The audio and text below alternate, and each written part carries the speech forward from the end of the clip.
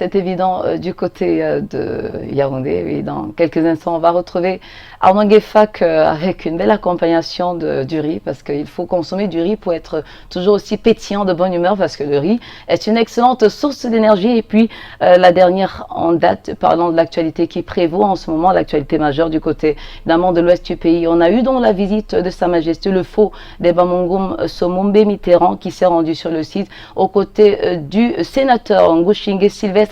Alors, on va se rendre du côté Yaoundé. On peut l'apercevoir sur la petite fenêtre. Arnaud Gueffak, déjà prêt pour la première partie de la revue de presse. Bonjour Arnaud et bienvenue dans Canal Matin.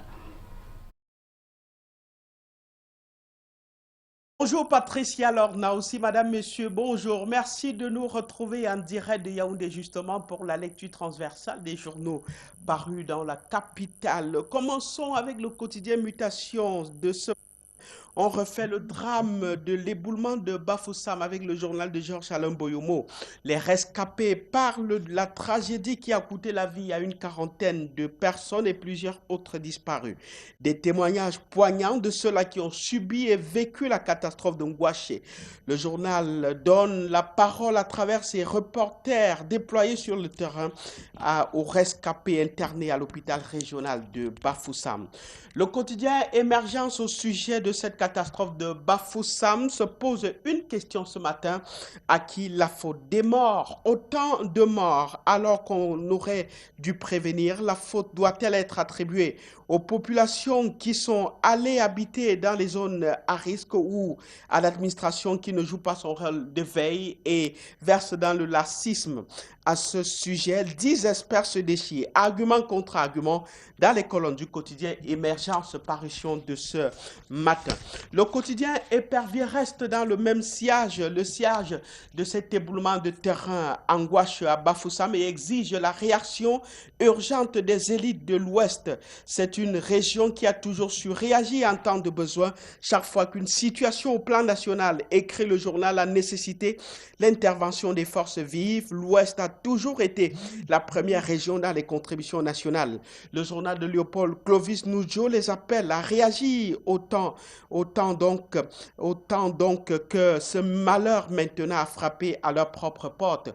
Voilà donc ça, lit-on dans les colonnes du quotidien Épervier. Le quotidien Épervier qui s'intéresse en outre à la concession du terminal à conteneurs du port autonome de Douala et écrit que Bolloré confirme son échec. La situation est très compliquée. Bolloré attaque et Terminal Investment riposte avec une contre-attaque. Les deux parties ont même utilisé les moyens diplomatiques chacune pour toucher le sommet de l'État. Mais le journal pense qu'il sera difficile de sauver Bolloré de cette eau trouble. D'ailleurs, il fuit le débat et plonge ou propage des mensonges contre son concurrent TIL qu'il ne peut malheureusement pas abattre, écrit le journal, le quotidien Épervier, parution de ce vendredi. Avec le tri-hebdomadaire le soir, intéressons-nous aussi à cette affaire d'attribution de la concession du terminal à conteneurs du port autonome de Douala. Le journal voit en la méthode Bolloré mensonge et délation. Vomi par les siens selon le journal, mis en examen et gardé à vue pour des faits de corruption des gouvernements étrangers. Bolloré, qui a été abattu à plat de couture par l'opérateur Terminal Investment, dont l'offre très avantageuse force l'admiration et oblige le gouvernement du Cameroun à travailler avec lui, verse dans son sport favori qu'est le mensonge et la délation pour tenter de discréditer un opérateur sérieux. Pour le journal La Veuve, Bolloré doit tout simplement démissionner. Argument évoqué pour asseoir cette idée de démission de La Veuve. Comment peut-il être concurrent de TIL qui propose 400 milliards d'investissements tandis que lui n'atteint même pas 70 milliards? Terminal Investment n'a pas usé de corruption pour obtenir la concession. Le journal La Veuve de ce vendredi conclut en écrivant que les Camerounais sont fatigués de Bolloré. Le journal L'Orphelin s'intéresse, lui, à un scandale manqué, selon lui, au service du Premier ministre. Exclamation révélatrice donc, c'est chaud. Pour parler un peu du directeur général de la recherche extérieure, ECO, qui aurait été identifié pour assister à une réunion. Question du journal ce vendredi. Qui en veut au patron des renseignements généraux? Le journal L'Orphelin a mené l'enquête pour vous, à lire dans l'apparition de ce matin. Le trait hebdomadaire et Singam parle ce matin de la succession de Paul Biya avec Guiba Gattama. À ce sujet, écrit le journal, le Grand Nord envisage l'hypothèse d'un sudiste, porte-parole du mémorandum du Grand Nord en 2002, celui qui est par ailleurs directeur de publication du journal L'Œil du Sahel et homme politique, dans une interview exclusive accordée au quotidien Mutation, hier souligne que le palais d'Etoudi ne la chasse gardée de personne. Notre caricature de ce matin nous est offerte par le journal Signature relativement au problème foncier au Cameroun. Une véritable bombe à retardement lorsqu'il s'agit d'un problème de foncier au niveau familial. Lisez le dialogue, une parcelle, des pancartes, pas à vendre tout. On va voir, tant pis pour l'acheteur. D'abord, il y a le mboma et les gris-gris de grand-père dedans. Et puis, dans notre famille, nous mangeons les gens dans la sorcellerie. Vous pouvez donc lire dans cette caricature à nous offerte par le journal Signature, parution de ce matin. Stop et fin. Revue de presse en direct de Yaoundé, retrouvée à partir de lundi, Ghislain Pierre et Sono. Merci pour la réalisation technique de Parfait Zambo et de Lionel Kepfeu. À vous, à Douala pour la suite, Michael Kiptio. Bonjour. Bonjour Arnaud, et la suite à Douala, vous l'avez dit, c'est avec le quotidien Le Messager qui nous parle ce matin des manifestations publiques projetées au Cameroun par certaines formations politiques, par le mouvement pour la renaissance du Cameroun notamment.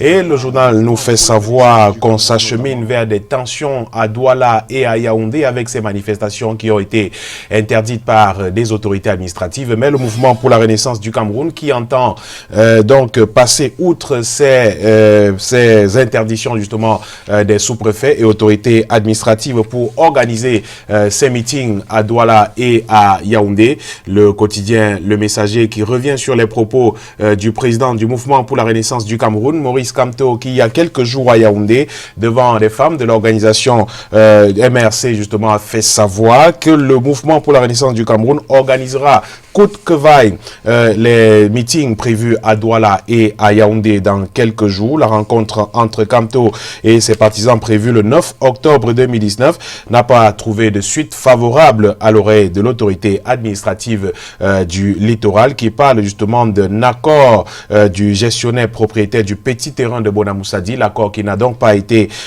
classé dans le dossier qui a été déposé pour l'organisation de ce meeting dans la capitale régionale du littoral. La grande une du quotidien Le Messager, vous le voyez, nous parle de cette décision des États-Unis, le président des États-Unis qui annonce au Congrès américain qu'il va sevrer le Cameroun de la manne justement à cause des violations systématiques qui accuse justement qui va enlever au Cameroun l'aide économique. Effectivement, c'est de cela que parle le quotidien Le Messager à sa grande une de ce matin, le journal qui revient sur cet accord justement de l'AGOA avec les conséquences qui pourraient découler de cette décision de Donald Trump, annonce le quotidien Le Messager, le président des États-Unis, qui annonce donc qu'il va suspendre l'aide économique américaine à notre pays. Donald Trump qui évoque les raisons de violation systématique des droits de l'homme. Il regrette notamment que malgré un engagement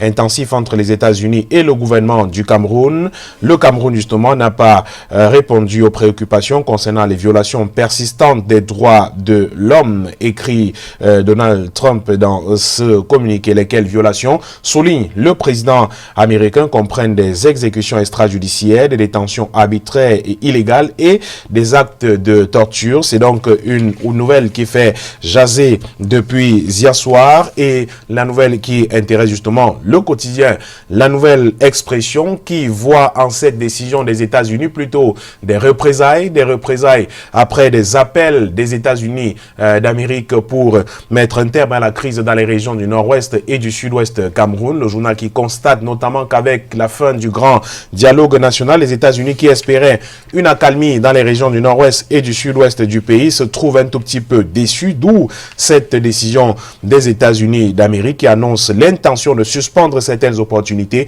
dont bénéficiait le Cameroun dans ses relations commerciales avec le pays de l'oncle Sam. Une nouvelle bien triste pour les opérateurs économiques camerounais, écrit le quotidien La Nouvelle Expression. La note de l'ambassade américaine précise néanmoins que le président peut réintégrer le Cameroun en tant que pays bénéficiaire de l'AGOA lorsqu'il remplira de nouveau les critères, et les États-Unis qui restent déterminés à travailler avec notre pays pour le faire, écrit le quotidien La Nouvelle Expression en kiosque ce jour. Le journal nous reparle aussi des manifestations du mouvement pour la renaissance du Cameroun et annonce un bras de fer qui va recommencer dans quelques jours. Retour des vieux démons effectivement dans le climat politique camerounais avec l'interdiction des meetings de rentrée du MRC. Le parti compte braver l'autorité de l'État et se réunit. Maurice Kamto qui s'est d'ailleurs dit prêt à retourner à Kondengui après l'organisation de cette marche si jamais il venait à être une fois de plus arrêté.